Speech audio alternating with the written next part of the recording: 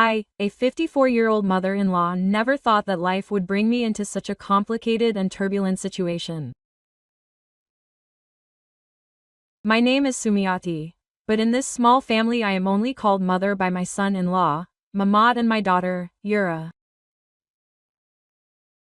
3 years ago, my husband passed away, leaving a big hole in my heart. Since then I have lived alone, filling my days with housework and occasionally helping neighbors in the village. However, when Yura, my daughter, was diagnosed with cancer Bukit Kembar 6 months ago, my life changed drastically. I decided to move to their house in the city, leaving the silence of my house to help Yura, Mamat, and my granddaughter, Dita, who is only 3 years old. Their house, a simple building with a small garden in the back, became my new place to anchor. I know this decision is not only about helping with housework, but also about keeping this small family intact in the midst of the storms that hit. Yura and Mamat's 4-year-old marriage used to seem so harmonious. I often saw them laughing together, sharing stories about work or future plans while carrying the cheerful Dita. Yura, with her warm smile, has always been the center of life in this house. She works in a large private company, and Mamat, a diligent office worker, always supports her. I remember how proud I was to see them building a loving family. But everything changed after Yura was diagnosed with cancer. The operation to remove the twin hills that she had to undergo left a wound not only on her body, but also on her soul. "Mom, why did this have to happen to me?" she asked one night. Her eyes filled with tears as we sat in the living room. I could only hug her, trying to calm her with words. "You are strong, Yura. We are all here for you." But in my heart I know this wound will not heal just like that. Since the operation, Yura seemed to have lost her light. She stopped working and resigned from the company she was so proud of. Quote, "I can't take it anymore, Mom," she said in a hoarse voice when I tried to persuade her to go back to work. She often locked herself in her room, lying on the bed, staring at the ceiling or watching television without enthusiasm. Dita, my granddaughter, who used to be greeted with her mother's warm hug, now often seeks me out to play or just to be hugged. "Mom, why don't you play with Dita?" Dita asked one afternoon. Her eyes were innocent and full of questions. I smiled, hiding my sadness, and answered, "Mom is tired, honey. I will definitely play with Dita again later." However, my heart ached seeing Yura, who used to be so cheerful, now like a shadow of herself. I tried to take over all the housework, cooking, washing, taking care of Dita so that Yura could focus on her recovery. Although I knew it was not enough, Yura's changes not only affected her, but also her relationship with Mamat. I often heard them talking in a high tone in the room, although they tried to muffle it so that Dita wouldn't hear. One night when I was putting Dita to bed, I heard Mamat say, "Yura, I don't care about that. I just want you to be the way you used to be." Quote, Yura answered in a tired tone, "I can't, Moss. I'm not the same anymore. If you need me, just look outside. I'm fine." I was frozen in front of Dita's bedroom door. My heart was pounding at Yura's words. How could she say that? Mamat, who I knew loved Yura very much, sounded frustrated. "Do you think I wanted that? I just wanted us to be okay." The door slammed and I heard Mamat's footsteps heading back to the house. I knew he often sat near the chicken coop to calm himself down. And that night I felt like I had to do something even though I didn't know what. Their once harmonious home life was now like cracks and fragile pottery. Mamat tried hard to stay patient, but I could see the anxiety in his eyes. He often helped me in the kitchen or played with Dita, but there was an emptiness in his smile. Mom, Yura doesn't want to do anything anymore, he said one morning while we were washing dishes together. I sighed, trying to find the right words. Be patient, Mama. Yura needs time. We have to be strong for her. But deep down I knew this situation was not only hurting Yura, but also Mama. He was a young man, full of energy, and unfulfilled needs made him restless. I couldn't blame him, but as a mother, my heart was torn between wanting to help Yura recover and understanding Mamat's suffering. I began to realize that my presence in this house was not only to take care of Dita or cook, but also to maintain this fragile balance. Although I didn't know how, Yura, who used to be so agile in taking care of the house, now no longer touched anything outside her room. That morning, when I was sweeping the floor, Dita tugged at the hem of my skirt. Mom, when will Mama get better? She asked innocently. I crouched down and hugged her and said, Mama is resting, honey. Mom promises that you will be cheerful again later. But I myself doubt that promise. Yura only leaves the room to eat or take a shower and then locks herself back in. I tried to talk to her, reminding her about Dita, about Mamad, about the life that still has to be lived. Quote, Yura, you have to try to get up. Dita needs her mother, I said one afternoon as I brought tea to her room. She just stared blankly out the window, answering softly, I know, Mom. But I can't. I'm not whole anymore. Her words were like knives cutting into my heart. I wanted to cry for her, but I knew I had to be strong. For Dita, for Mamat, and for this family. As a mother-in-law, I felt my responsibilities were growing. Every day I woke up early to prepare breakfast, take Dita to kindergarten and make sure the house was clean. Mamat often praised my hard work.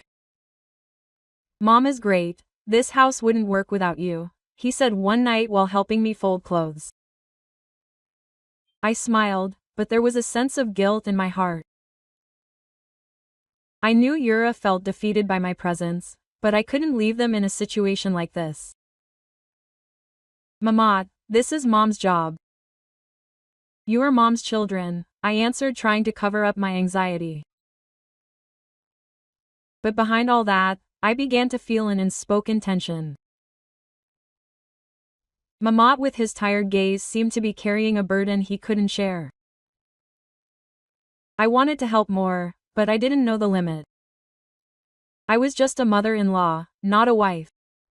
And my position in this house felt increasingly ambiguous as time went by. Daily life in this house continued to run at an awkward rhythm. I tried to fill the void left by Yura, but I also knew that there was things I can't replace. Mamat, even though he tries to act normal, often looks pensive. One afternoon when we were tidying up the back garden, he suddenly said, Mom, sometimes I don't know what to do anymore. Yura doesn't seem to want to try. I looked at him, trying to understand Mamat. Yura is hurting. We have to give her time, but you also have to take care of yourself. I said, even though I knew the words sounded empty, deep inside I felt helpless. I wanted Yura to be like before, but I also saw Mamat's suffering. This house that used to be full of laughter, now seemed filled with shadows. And I as a mother-in-law felt trapped in the middle, trying to keep everything from collapsing. That night when I was sewing clothes on the torn screen, I heard Mamat and Yura arguing again. Yura, I just ask you to try. I can't go on like this. Mamat shouted, his voice was full of frustration. Yura answered in a cold tone. If you can't stand it, just find someone else, Mas. I don't deserve you anymore. I closed my eyes, trying to hold back the tears. How could my daughter say something like that? I wanted to go in and hug them both and tell them everything would be okay. But I knew it wasn't that simple. After their bedroom door slammed shut, I saw Mahmoud walking to the back of the house towards the chicken coop. His favorite place to calm down. I wanted to follow him, to say something to ease his burden. But I hesitated. What could I do as a mother-in-law? I could only pray, hoping for a way out of the darkness that had enveloped this family. Day after day, I tried to maintain balance in this house. I cooked Dita's favorite food, played with her, and made sure Mamat had hot coffee every morning before going to work. But behind all that, I felt something had changed in the dynamics of this house. Mamat began to look at me differently. Or maybe it was just my feelings. Mom, thank you. You've helped us so much, he said one night, his eyes full of gratitude. But there was also something I couldn't explain. I just smiled and replied, "This is your duty, Mamat." But in my heart I began to wonder, am I just a helpful mother-in-law, or is my presence starting to fill the space that should belong to Yura? I don't know the answer, but I know one thing, this family is struggling and I have to be here. Whatever happens as a mother-in-law, my presence at Yura and Mamat's house after my daughter's surgery is not only to help, but also to keep this family together in the midst of the storm that hit. I, Sumiati, aged 54, took over all the household chores that Yura used to take care of. Early in the morning I wake up to prepare breakfast, wash clothes, and take care of Dita, my 3-year-old grandson who now looks for me more often than his mother. Their small house on the outskirts of the city with a simple kitchen and a backyard filled with chicken coops becomes my field of duty. I cook rice, prepare side dishes and make sure Dita is ready for kindergarten. Dita's mother wants fried eggs, Dita said in a cheerful voice while tugging at my skirt in the kitchen. I smiled, nodded. Okay, honey. Mom will make the best one. Although tired, seeing Dita's smile gives me strength, but behind this busyness, I know Yura is still drowning in her sadness and Mamat, my son-in-law, is struggling with an unspoken burden. I try to keep everything going, but my heart is restless, feeling that there is a crack that is getting wider between them. Quote, Yura, who used to be so cheerful and full of enthusiasm, now seems to have lost her soul after the operation to remove Bukit Kembar due to cancer. She refuses all forms of intimacy with Mamat, even with a tone full of resignation. One night when I was drying clothes in the backyard, I heard their voices from the room. Moss, if you need something, just look outside. I'm no longer worthy of being a wife, said Yura. Her voice was flat but full of hurt. Mamat answered with a tone that was almost desperate, Yura, I don't want that. I just want you to come back. We go back to the way we used to be. I held my breath. My heart was beating fast. How could my daughter give up like that? I wanted to go in, hugging Yura and telling her that she was still precious, but my feet were stuck.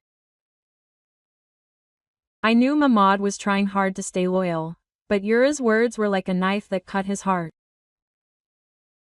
That night I could only pray while folding clothes, hoping that Yura would find her spirit again. Although I knew it wouldn't be easy, Mamat. At 35 years old he was a man full of energy and I could see the anxiety in his eyes every time Yura rejected him.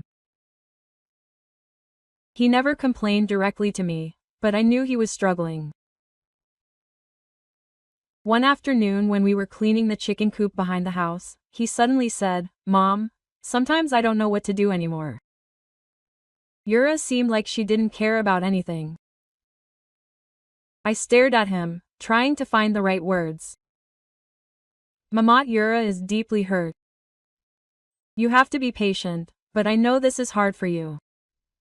I answered softly while sweeping dry leaves. He nodded, but his eyes were full of emptiness. I knew he didn't want to find an escape outside the house. I don't want to play outside, Mom. Besides being afraid of illness, I'm also not comfortable with people I don't know. Quote, he added, his voice low. I just nodded, feeling sorry, but also not knowing how to help. As a mother-in-law, I felt my position was so difficult, wanting to take care of Yura, but also understanding Mamat's suffering. Since my husband's death 3 years ago, I have learned to live alone, filling my days with simple activities. But living in Yura and Mamad's house brought new feelings that I never expected. I began to realize that Mamad, with all his kindness and anxiety, sometimes looked at me in a way that made my heart flutter strangely. I tried to ignore it, thinking it was just my own feelings. However, one morning something happened that shook me. I was taking a shower in the small bathroom near the kitchen, cleaning myself after being busy cooking breakfast. Suddenly I smelled burnt rice from the pan on the stove. Panicking, I hurriedly wrapped my body in a thin sarong, running outside without thinking about anything. What's this smell, Mom? Burnt rice, huh? Quote, shouted Mamat from the living room. I didn't have time to answer, immediately lifted the pan and turned off the stove. Oh my God, it almost caught fire.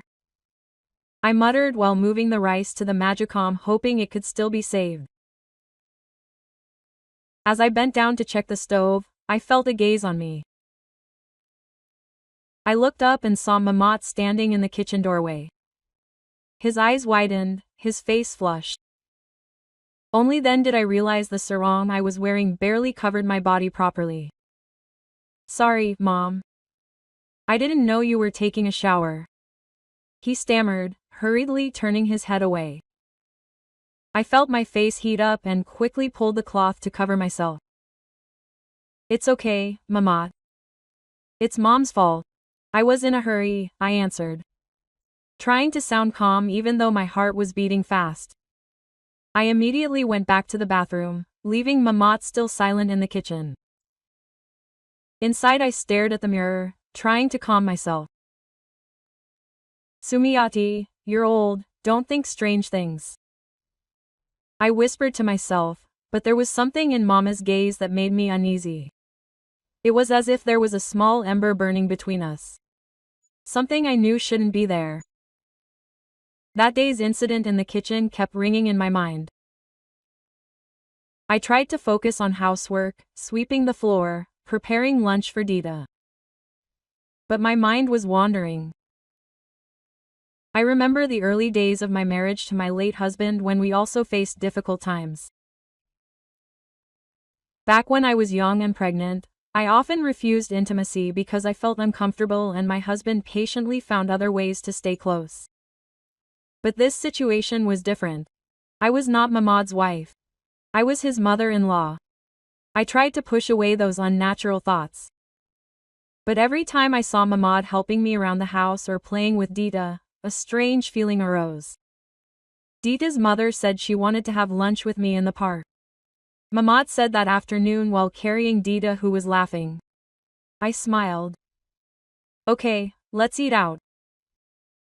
But behind that smile, I felt something was starting to change. Something that made me scared and curious at the same time. That evening when I was preparing tea for Mamad, who was working overtime in the living room, I saw him pensive in front of his laptop. Mamad, have some tea first to freshen up, I said, putting the cup on his table. He turned his head, smiling tiredly. Thank you, Mom. You always know how to make the atmosphere better, he said. I just nodded, but there was a strange warmth in his words. I knew she was struggling with her marital situation, and as a mother-in-law I felt compelled to maintain boundaries.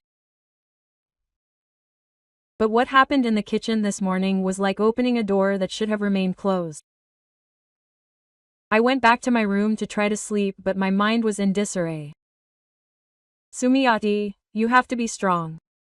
This is not your place to get your hands dirty. I whispered to myself. But deep down, I felt something I couldn't control. Something that was slowly starting to change the dynamics of this house. The next day, I tried to act like normal, cooking breakfast and taking Dita to kindergarten. But every time I met Mamad, I felt an unspoken tension. He never mentioned what happened in the kitchen. But I could feel his gaze that was sometimes restrained. As if he was also trying to ignore what happened. Mom, I might be home late tonight. There's a report that needs to be finished, he said over breakfast. It's okay, Mamad. Mom takes care of everything here, I replied. Trying to sound normal. But when he left for work, I sat on the porch looking at the small garden that was starting to fill with weeds. I knew life in this house was on the brink. And my presence, which was initially to help, now seemed to add another layer to the existing problem. I didn't know what was going to happen, but I felt like something was unavoidable. Something that made my heart waver between my obligations as a mother and feelings that shouldn't be there. That afternoon, when I was watering the plants, Dita ran towards me. Mom, Dad said we're going to have ice cream later. She said with sparkling eyes. I laughed and stroked her head. Wow, that's nice. Mom, come with me. I asked. Dita nodded enthusiastically. Small moments like this made me feel like there was still hope for this family. But behind Tawadita, I knew there was a wound that was still gaping in Yura and Mamat's hearts. I really wanted to see them back to how they used to be. But the incident in the kitchen and Mamad's anxiety made me realize that I might have become part of a bigger problem. I prayed that Yura would recover soon, that Mamad would find peace, and that I could continue to be a mother-in-law who only helped, not added to the complications. However, deep down, I knew that something had changed and I wasn't sure if I could control it. That night after Dita went to bed, I sat in the living room sewing the torn clothes. Mamad came home earlier than usual. His face was tired but he smiled when he saw me. Are you still sleeping? Still busy sewing? He asked, sitting on the sofa. I nodded. Yes, Mamad. The clothes were left by Beck while playing in the garden. He nodded then suddenly said, Mom, thank you for helping us. Without you, I don't know what would happen to this house. Quote. His tone was full of sincerity, but there was something in his eyes that made me uncomfortable. I just smiled. This is Mom's obligation, Mamad. You are Mom's children. But when I returned to the room, my heart was pounding. The incident in the kitchen, Mamat's words, and the atmosphere of this house were all like a tangled thread that I didn't know how to untangle. I could only hope that tomorrow would bring clarity. Although I knew, in my heart there was something that was starting to grow. Something that made me scared and curious at the same time. As a mother-in-law, my life in Yura and Mamat's house became more complicated, like a tangled thread that never seemed to unravel. I am Sumiati, 54 years old, originally came to help my daughter Yura who was drowning in sadness after her Bukit Kembar cancer surgery and my son-in-law Mamat who was struggling with anxiety. But the incident in the kitchen a few days ago when I accidentally exposed my body while hurriedly handling burnt rice has left a mark that I can't ignore. That night, the tension between Yura and Mamat reached its peak. I was putting my granddaughter Dita to bed when the sound of their argument echoed from the room. If you can't change, Yura, I'd better go find you outside. Mamat shouted, his voice was full of frustration. Yura answered in a cold, cutting tone, just find it, Mas. I told you I'm no longer worthy of you. The bedroom door slammed loudly and I heard Mamat's footsteps heading to the backyard to the chicken coop. His favorite place to calm down. My heart felt heavy, but there was a strange urge that made me want to follow him. Wanting to know what I could do to lighten his burden.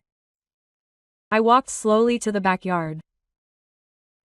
Under the dim night light only dimly lit, Mamat sat on an old wooden bench, lighting a cigarette. His face was full of anxiety. Quote, "Are you guys fighting again?" I asked carefully. Standing a few steps away from him, he flinched. Obviously not expecting my presence. "Mom hasn't slept yet." "Sorry, Mom. You made Mom restless," he said. His voice was cold. I shook my head, approached and sat beside him. "It's not your fault. Mom, Yura is the one who is too much. Mom has tried to advise her many times," I said, trying to calm her down. She took a deep breath. "I have a headache, Mom. Yura even told me to buy snacks outside. I don't want that, but I don't know what else to do." I could feel the pain in his words. And for a moment we were silent, lost in our own thoughts. I remembered the past when my husband was also anxious because I could not fulfill his needs when he was young. Back when Yura was pregnant, Dad had been like that too. Mom only helped in other ways, using her hands until she was satisfied. I hesitated. Not sure if I should share that story. Mamat looked at me. His eyes were full of questions. Yura's mother didn't want anything. I had tried to persuade her, but she remained closed off. She said her voice was almost desperate. I lowered my head, feeling that there was something I had to say, but the words felt heavy on my tongue. Finally, in a soft voice I said, "I pity you, Mamat. If you want, let me help you, so your headache will go away." Quote. My heart was beating fast as the words came out, and I could see the surprise on Mamat's face, followed by a flash of something, maybe hope, maybe desire. "Mom, seriously?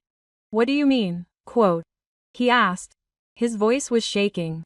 I swallowed hard, trying to stay calm. "You can do it now if you want. But let's find a comfortable place." "Not here. It smells bad," I said, trying to hide the awkwardness. He nodded, and we agreed to move to the living room. After I made sure Yura was fast asleep in her room. In the living room, the atmosphere felt heavy with silence. I sat on the edge of the sofa, feeling awkward, as if there was an invisible line that I knew I shouldn't cross. Mamat sat beside me. His eyes were full of doubt, but also a desire that he couldn't hide. "Come on, Mom, cure me. I can't take it anymore," he said. His voice was low, almost pleading. I took his hand. My heart was beating fast, but there was a part of me that couldn't refuse. I carefully began to try to focus on the task I offered, even though my mind was confused. "Which is better, Mom? Me or Dad first?" he asked, suddenly trying to lighten the mood. I pinched his arm lightly. "Hush, don't compare.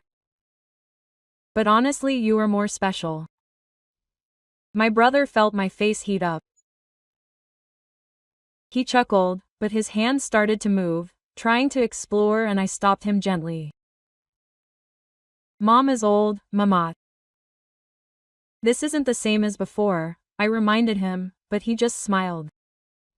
"You're not old, Mom. Still attractive." His words made me blush, but also scared. This was wrong. But why did it feel so real? The relationship continued like a secret we kept tightly. Every night after Yura fell asleep, we found time to work together, always in the living room, away from Dita and Yura's room. I knew this wasn't the right solution, but seeing Mamat, who was calmer, smiling more, made me feel like I had lightened his burden. "Mom, thank you. I don't know what I'd do without you," he said one night while holding my hand. After we finished, I just nodded. Mom just wants you to not have a headache anymore, Mama. But in my heart, I knew I also enjoyed those moments. Although full of guilt, in front of Yura, we tried to act normal. I still cooked, took care of Dita and talked to Yura like a mother in general. Quote, Yura, eat a lot, so you'll get well soon, I said one morning, handing him a plate of fried rice. He just smiled thinly. Quote, yes, Mom. Thank you. I knew he didn't suspect anything, but every word he said made my heart feel heavy. Over time, the fights between Mahmad and Yura began to lessen. She no longer exploded like before. And I knew it was because her needs were being met, even if in the wrong way. One afternoon when I was watering the plants in the garden, Mahmad approached me with a glass of iced tea.